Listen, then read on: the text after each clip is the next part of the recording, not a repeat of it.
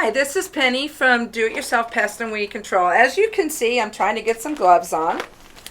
It's very important that when you are using insecticides, herbicides, rodenticides, or checking your rodent boxes that you wear gloves. And a glove like this is perfectly fine. You don't have to do anything special, but do read the labels, because some labels do tell you to use a more a stronger glove. So what I want to talk to you about is the proper use of our insecticides, herbicides, and rodenticides. It's very important that you read and follow label instructions. On the Bifin XTS, which is a high concentration of bifenthrin, which we use a lot for our outside quarterly sprays, our mosquitoes, and wasps and hornets, and basically general insecticide. The most you use, the amount that you usually use is a 1/2 ounce per gallon, and that's going to be your bottom notch. For bigger items such as cicada killing wasps, or even just wasps around your that come around your pool, you want to spray your eaves, 1 ounce per gallon. That is the most you ever have to use, 1 ounce per gallon. I cannot reiterate that more. 1 ounce per gallon. It's very important. I had someone come in and tell me he was using 4 ounces per gallon. Please, never use that much. You're going to mess up our water table. You're going to cause us to not be in business, and you won't be able to buy products like this for yourself. You will have to end up calling a pest control person to come out and take care of your issues. So it's very important you follow label instructions. Here's an example of an herbicide bottle. It has a nice label which you open up, and it's got great information. Please read your labels. Again, do not use more than the label prescribes for even herbicides. This does go into our water table and can cause us issues. Okay, the next thing I want to talk about is rodents and their bait. We have these bait boxes. The bait boxes are recommended to hold the bait. They really work as feeding stations for the rats that are going through your yard, your neighbor's yard, their neighbor's yard. Your neighbor's rats are your rats. Your neighborhood's rats are your rats, your neighbors, and everybody else's in that neighborhood. So you have to remember everyone has rats going through their yard.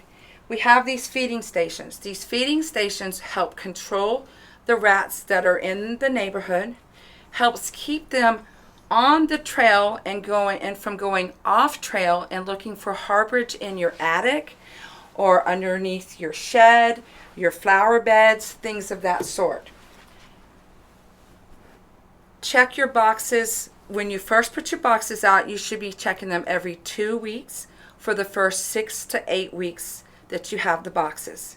After that, where you establish how much is being used, then you can back down to once a month. By checking every 2 weeks in the beginning, it also helps you to know whether or not you have all the boxes on the trail and the scent trail.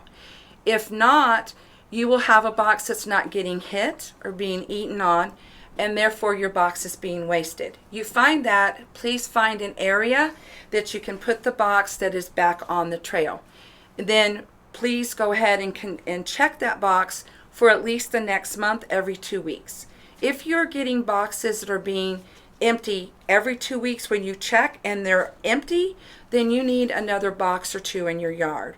The recommended amount of boxes is 1 box every 20 linear feet. Next are the contract packs. These are little pellet packs that you can put in your garage, in your attic, and your shed.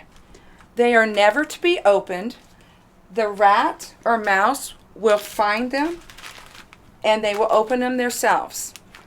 It's important that if you have these in your garage and you have young children or animals, that they not go into the garage, because the rat can spread the little pieces around if he gets disturbed or another rat comes around, what have you.